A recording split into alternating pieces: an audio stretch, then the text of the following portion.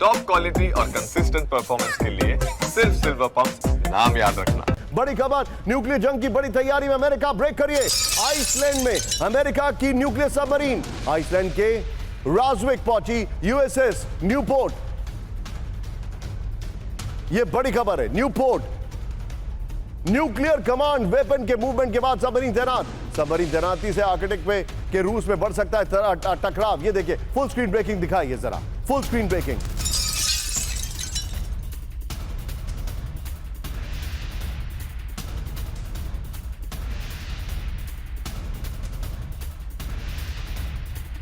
ये देखिए, बड़ी खबर मैं दिखा रहा हूं। इसके की ग्राफिक्स पर आइए और पहले वाली ब्रेकिंग और शॉट बगल में दिखाते रहिएगा। आइसलैंड में यूएस की न्यूक्लियर सबमरीन। बड़ी खबर, आइसलैंड के रिजविक पोर्ट पहुंची यूएसएस न्यूपोर्ट। यह जानकारी आ रही है। लॉस एंजलिस क्लास की तेजी से हमला करने वाली न्यूक्लियर सबमरीन। विजय सुशील, बगल में पहले वाली ब्रेकिंग और शॉट ये देखिए। टॉमाहॉक मिसाइलों से लैस एंटी सरफेस वॉरफेयर के लिए पहचान है। अटलांटिक में nuclear command plane E-6B Mercury के मूवमेंट के बाद की गई तैनाती। नई तरह आइसलैंड में सबमरीन तैनाती से कोल्ड वॉर जैसे हालात हैं। इस सब के बीच में मेरे बगल में सवाल दिखाइए। पहले ये सवाल लेंगे और उसके बाद इस सवाल को पहले वाले फ्लोर पर लेंगे। आइए जरा, पहला सवाल आपको बताने से पहले कि क्या दुनिया न्यूक्लियर की तैयारी कर रही है, यह सोचने वाला सवाल है कि नहीं? आइए, न्यूक्लियर जंग की तैयारी। फ्रांस और ब्रिटेन ने क्यों न्यूक्लियर जंग के लिए हाथ मिलाया? प्ले करिए। फ्रांस और ब्रिटेन ने न्यूक्लियर जंग के लिए क्यों हाथ मिलाया? अब ग्राफिक्स नहीं आया।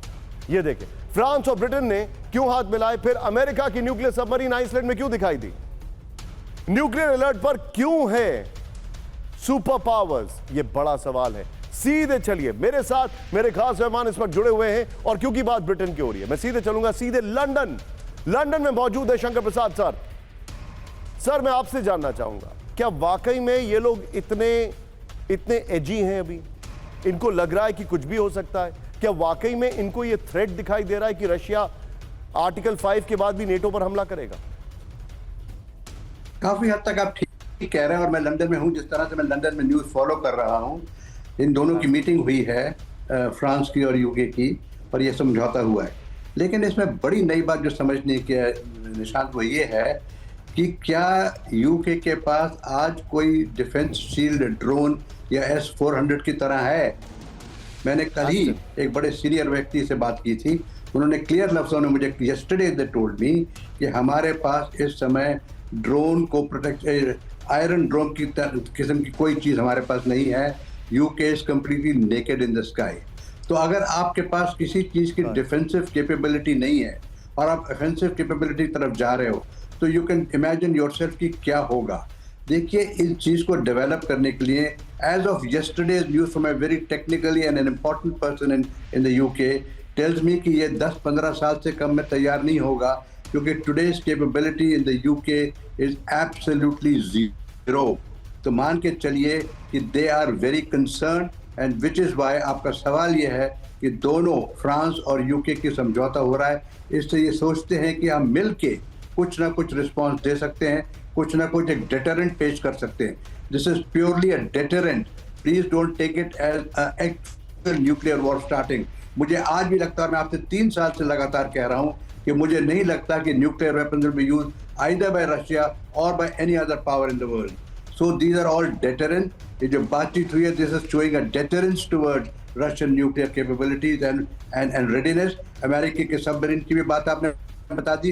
लेकिन most important thing which is really worrying the whole of Europe, कि क्या वो स्काईज को प्रोटेक्ट कर सकते हैं जिस प्रकार से इजराइल के अंदर एक ड्रोन है, 3 लेवल की उनकी प्रोटेक्शन है मिसाइल्स के अगेंस्ट।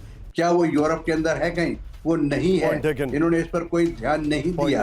इन्हें ये नहीं लग रहा था कि इस प्रकार का हमला, इस प्रकार की हालात खड़ी हो सकती है। सो आई थिंक वाइल देयर, उन्होंने एक तरह से डिफेंस बजट तो बढ़ा दिया 3% से 5%।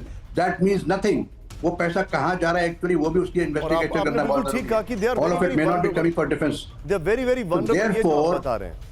Therefore you have to be very careful to make a statement कि क्या न्यूक्लियर वॉर होगी। मैं आज भी दावे के साथ कहना चाहता हूं कि नहीं होगी, लेकिन these are all being used as deterrent। तो दोनों कंट्रीज का मिलाप और वो ये दिखाना चाहते हैं एक बार जरा सवालों पर आइए। शंकर प्रसाद सर ने हमारे सवाल का हमारे सवाल का जवाब दिया। दिखाइए जरा सवाल। शंकर प्रसाद सर का कहना है कि ये जो कुछ भी आप देख रहे हैं, ये जो भी सवाल आपके सामने आने वाले हैं, अभी आने वाले हैं, ये देखिए, फ्रांस और ब्रिटेन क्यों न्यूक्लियर जंग के लिए हाथ मिला रहे हैं, क्यों यहां पर सुपर पावर्स हाई अलर्ट पर हैं, ये इन सारे सवालों का जो जवाब है वो ये है कि ये लोग डेटरेंस के तौर पर तैयार कर रहे हैं, डेटरेंस के तौर पर। इस सब के बीच में एक बड़ी खबर मेरे बगल में, ब्रेक करिएगा। महाजंग की बड़ी तैयारी में यूरोपीय संघ, ब्रेक करिए जरा। यूरोपीय देशों को वर्ल्ड वॉर 3 का सताया डर, दिखाइए जरा। यूरोप में खाने पीने के सामान और दवाओं का स्टोरेज, इवैक्यूएशन प्लान और मेडिकल इमरजेंसी सुपर अलर्ट है। डेनमार्क के प्रधानमंत्री ने दी रूसी हमले की चेतावनी। सीधा आइए, इसकी फ्लोर ब्रेकिंग पहले लीजिएगा।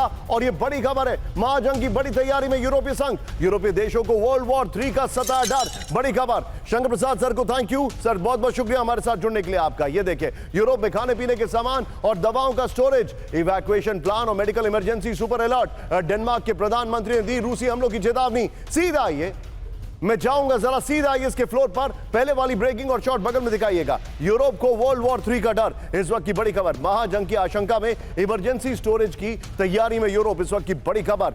ये देखिए, बगल में खबर देखते रहिएगा। और खाने पीने के सामान और दवाइयों का भंडार बढ़ाने की तैयारी।